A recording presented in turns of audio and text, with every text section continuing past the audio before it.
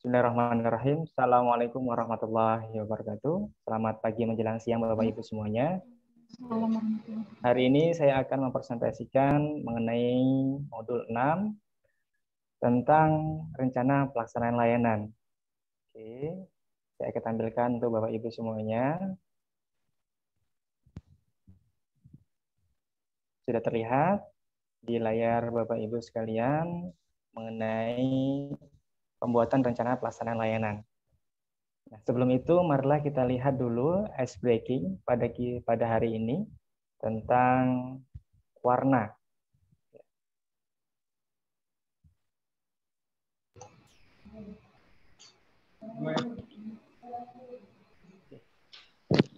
Sekarang saya akan tanyakan kepada Bapak Ibu yang di rumah mengenai warna yang sudah tertampil di layar Bapak Ibu. Jadi kita melatih kecerdasan kognitif ya. Kita melatih kecerdasan kognitif. Kira-kira warna nomor 2. Kuning. Oke, luar biasa. 8. Hitam. Nomor 6. Hitam. Hijau. Hijau. Nomor 10. Putih. Oke, luar biasa. Itu adalah melatih kecerdasan kognitif kita pada hari ini. Nah, adapun materi kita pada modul ke-6 ini adalah bagaimana cara membuat rencana pelaksanaan layanan hingga saat ini. Apa pentingnya rencana pelaksanaan layanan dibuat? Nah, itu juga menjadi patokan dalam materi kali ini. Nah, adapun agendanya ada 2, yakni pengembangan tema, kemudian komponen rencana pelaksanaan layanan. Untuk pengembangan tema atau topik merupakan rincian lanjut dari identifikasi, deskripsi, kebutuhan peserta didik, atau konseli dalam aspek perkembangan pribadi, sosial, belajar, dan karir. Kemudian memetakan tema, topik materi layanan, berdasarkan program tahunan, semester, bimbingan konseling yang telah disusun. Kemudian materi layanan bimbingan konseling meliputi 4 bidang, yaitu bidang pribadi, sosial, belajar, dan karir. Selanjutnya, materi layanan itu diseleksi dan dipetakan dan ditetapkan atas dasar analisa kebutuhan, yaitu asesmen diagnostik yang harus kita lakukan sebelum membuat perangkat. Kemudian ada fase capaian, kemudian bidang layanan, pribadi, sosial, belajar, atau karir. Kemudian setelah tema atau topik dikembangkan, maka kita wajib menyusun RPL bimbingan konseling sebelum melaksanakan layanan. Pengantarnya gimana? Yang pertama, rencana kegiatan sebagaimana RPP itu dibuat. Maka guru BK membuat RPL. Kalau guru mapel membuat RPP, guru BK membuat RPL. RPL itu disusun dengan tujuan agar guru BK memudahkan memberikan layanan kepada siswa. Tentunya sesuai dengan kebutuhan peserta didik yang ada di POP bimbingan konseling.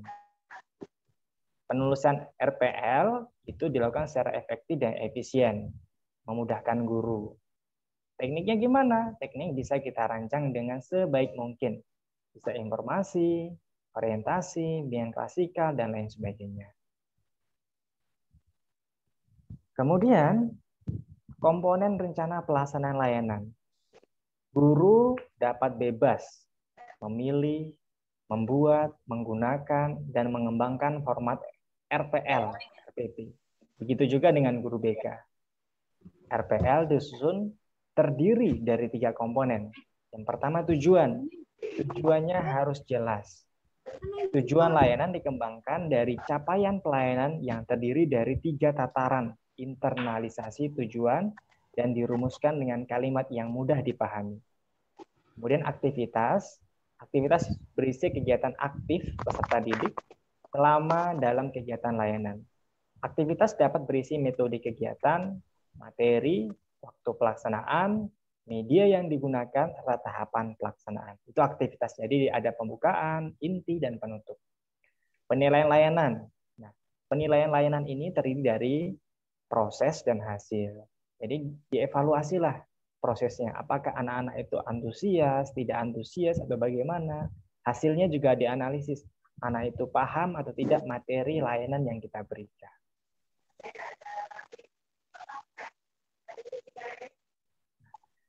Dari berbagai macam materi layanan, yang perlu dipahami adalah bagaimana menetapkan tujuan layanan.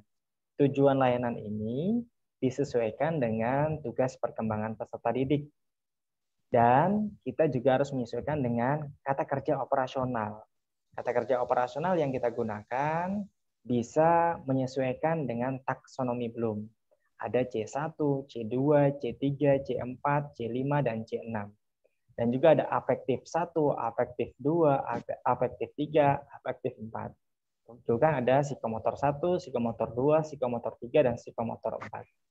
Semuanya dapat kita pilih ketika kita akan mengembangkan tujuan layanan bimbingan konseling.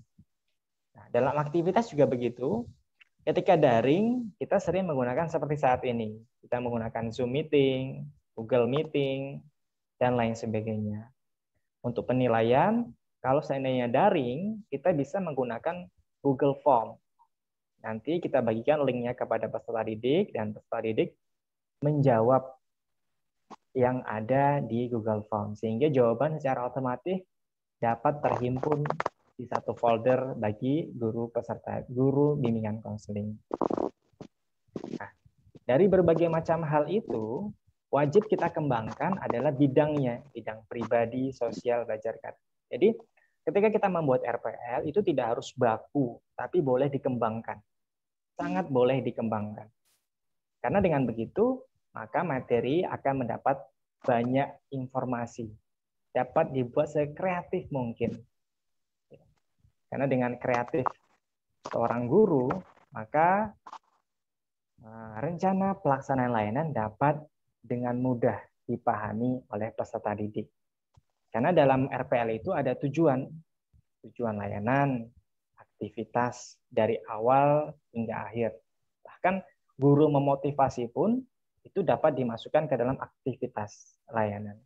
Jadi layanan itu tidak harus bersifat kaku, tapi bisa fleksibel. Dalam kondisi daring pun, aktivitas layanan dapat disesuaikan. Contoh, konseling individu menggunakan video teleconference. Bisa menggunakan aplikasi-aplikasi tertentu. Sehingga asas kerahasiaan ketika ada anak yang mau curhat, mau konseling dengan guru BK, itu bisa dapat diatasi dengan baik. Untuk penilaian layanan juga begitu. Proses dan hasilnya harus dianalisis lebih dalam sehingga peserta didik dapat lebih dalam lagi dalam membahas tujuan layanan ini. Begitu kira-kira. Dari sini ada yang mau ditanyakan, Ibu Nuraini? Iya, Pak. Baik, Pak. Mungkin saya tanya sedikit sama Bu Jaya Martini atau kan ya, Pak ya, tapi dia apakan ke Bapak Al. Mungkin saya bertanya begini, Pak. Strategi apa yang digunakan dalam pelayanan orientasi dan informasi tentang berbagai hal yang bermanfaat bagi peserta didik, Pak? Strategi apa, Pak? Terima kasih, Pak. Terima kasih, Ibu Nuraini. Nah, strategi layanan yang dapat kita berikan ke peserta didik itu dengan tujuan-tujuan khusus, kita harus menyesuaikan dengan peserta didik. Contoh, si anak ini ternyata punya kasus yang mendalam. Dia mungkin banyak permasalahan di lingkungan keluarganya, atau anak yang broken home, anak yang orang tuanya sudah pisah. Maka kita selaku guru BK harus bisa memfasilitasi anak itu dengan mudah curhat. Dengan apa? Konseling individu.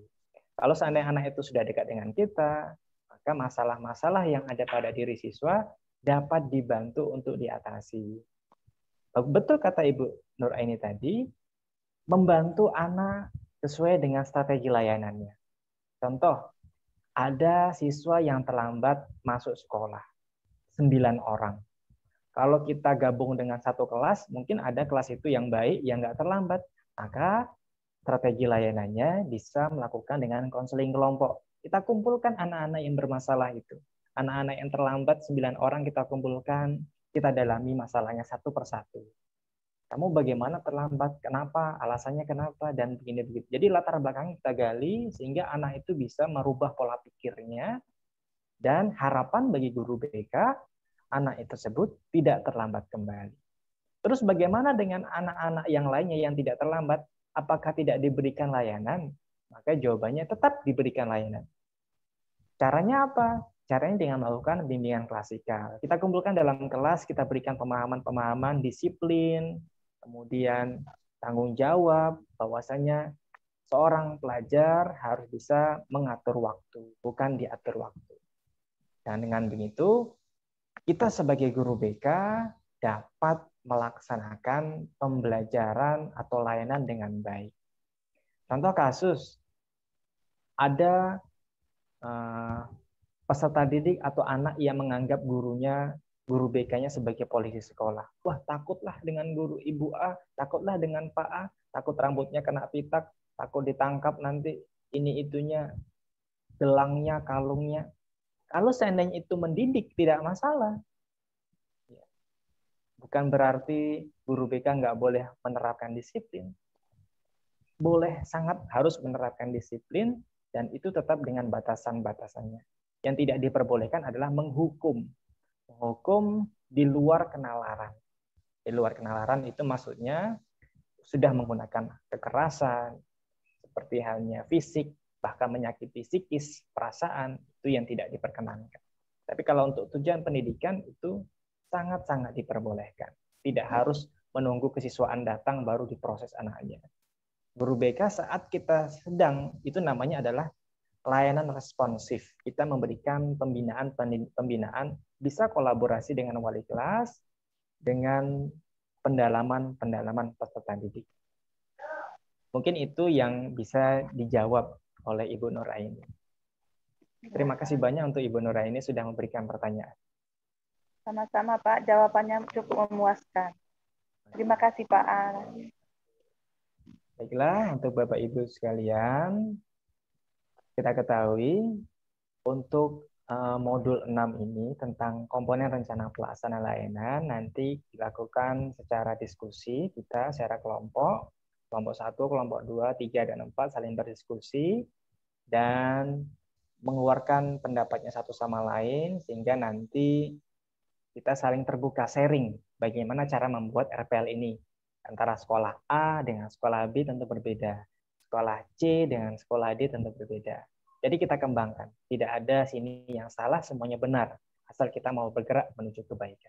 Oke, Bapak Ibu sekalian, kita akan membedah tentang rencana pelaksanaan layanan bimbingan klasikal yang sudah dibuat oleh salah satu peserta pada kelompok 1. Oke, kita lihat di sini terdapat komponen layanan dasar. Jadi komponen yang digunakan adalah komponen layanan dasar, kemudian bidang layanannya bidang pribadi, kemudian topik atau tema layanannya tentang perilaku hidup bersih dan sehat. Memang ya Bapak Ibu sekalian, tentang perilaku hidup bersih dan sehat ini masuk dalam kategori bidang pribadi. Nah, di sini kelas dan semesternya 7 dan semester ganjil, mungkin kedepannya bisa diganti menjadi fase. Ya, karena kita tahu sama-sama bahwasanya untuk tahap sekolah menengah pertama, fase yang digunakan itu fase D. Jadi bisa fase D7, fase D8, atau fase D9. Alokasi waktu yang digunakan itu 1 kali 40 menit. Nah, kita lihat bagian tujuan layanannya. Tujuan layanannya yang digunakan di sini adalah tujuan umum dan tujuan khusus. Tujuan umumnya, peserta didik mampu berperilaku hidup bersih dan sehat. Dengan tujuan khususnya, peserta didik mampu menjelaskan pengertian perilaku hidup bersih dan sehat. Kemudian mampu menyimpulkan manfaat perilaku hidup bersih dan sehat. C3 yang digunakan. Jadi kalau kita lihat Bapak Ibu sekalian, RPL yang sudah dibuat oleh kelompok 1 ini, dia sudah menggunakan kata kerja operasional. Jadi kata kerja operasional itu kita tahu sama-sama ada yang ranahnya kognitif, psikomotor, dan afektif. Untuk tujuan umumnya menggunakan afektif ya, A5, jadi tingkatannya sangat tinggi. Kemudian untuk tujuan khususnya dimulai dari C2, kemudian C3, psikomotor 3, hingga untuk tujuan khusus yang keempat tuh kognitif 4, jadi lebih tinggi. Jadi secara tidak langsung RPL yang sudah dirancang ini dari tingkatan low ke hot ya. Dari tingkatan low ke hot. Low order thinking skill menjadi high order thinking skill. Nah, untuk yang B-nya ini metodenya alat dan media. Metodenya dari PBL, problem based learning, ceramah, curah pendapat, dan tanya jawab. Sedangkan alat atau media yang digunakan Zoom. Ini bisa digunakan untuk mengantisipasi konseling yang dilaksanakan saat daring. Ya. Ini sepertinya konseling atau RPL saat daring ya untuk nomor 1 ya. Tapi sebenarnya ada 3 hal komponen utamanya itu ya, tujuan, kemudian adalah aktivitasnya, kemudian penilaian atau asesmennya. Tapi tidak masalah mencantumkan metode dan alat media. Ini adalah pengembangan dari RPL. Sangat bervariasi RPL itu. Jadi RPL itu disesuaikan dengan bagaimana mengolah menjadi lebih baik dalam merancang pelaksanaan layanan. Nah, di poin D ini ada langkah-langkah. Nah, ini adalah aktivitas layanan yang harus dituliskan. Contoh ini ya, memberikan salam, sapaan kepada peserta didik, berikan pengantar singkat tentang tujuan layanan, membina hubungan baik dengan ice breaking, untuk mencarikan kebekuan di aplikasi Zoom. Karena saat daring itu pasti orang gampang bosen ya. Jadi perlu itu ice breaking untuk mencairkan suasana.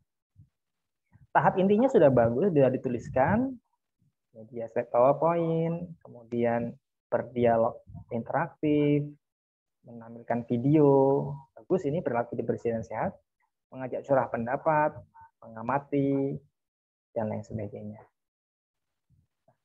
Tahap penutupnya juga sudah tercantum di RPL ini, mengajak peserta didik melakukan refleksi, kemudian mengajak peserta didik untuk selalu berperilaku bersih dan sehat, menyampaikan materi layanan, dan mengakhiri kegiatan dengan berdoa dan salam. Untuk evaluasinya juga sudah dilampirkan ya, Bapak Ibu sekalian. Ini ada evaluasi proses dan evaluasi hasil oleh kelompok 1.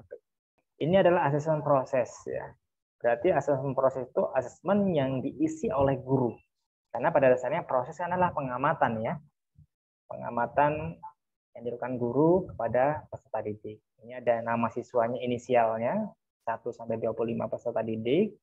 Ada scoringnya 5 sampai 1. Kemudian ada presentasinya ini ya. Jadi berapa skornya nanti dibagi 50 dikali 100 dan seterusnya. Untuk asesmen hasilnya kita lihat. Asesmen hasilnya berarti ini peserta didik yang mengisi ya, Bapak Ibu sepertinya. Dia menggunakan skala Likert. Ada sangat sering, sering, kurang sering, dan tidak. Tidak sering. Untuk presentasinya juga sama, keseluruhan skor dibagi 40 nilai tertinggi, karena 4 itu paling tinggi, 4 kali 10, 40. Kategorinya itu ada sangat baik, baik, cukup baik, kurang baik, dan sangat kurang baik. Bahkan ada aspeknya ya, aspek positif dan aspek negatifnya. Aspek positifnya 4 kalau sangat setuju, kalau negatifnya 1 kalau sangat setuju. Ini kebalikan berarti ya Bapak Ibu sekalian. Oke Bapak Ibu sekalian, mungkin waktu kita sudah dibatasi oleh waktu. Kita akan berjumpa lagi hari esok, pukul yang sama, pukul 8. Dan untuk petugas piket, mohon untuk diingatkan untuk agar bisa tepat waktu lagi menjalankan aktivitasnya. Kita akhiri dengan berdoa menurut agama dan percayaan masing-masing, berdoa dimulai.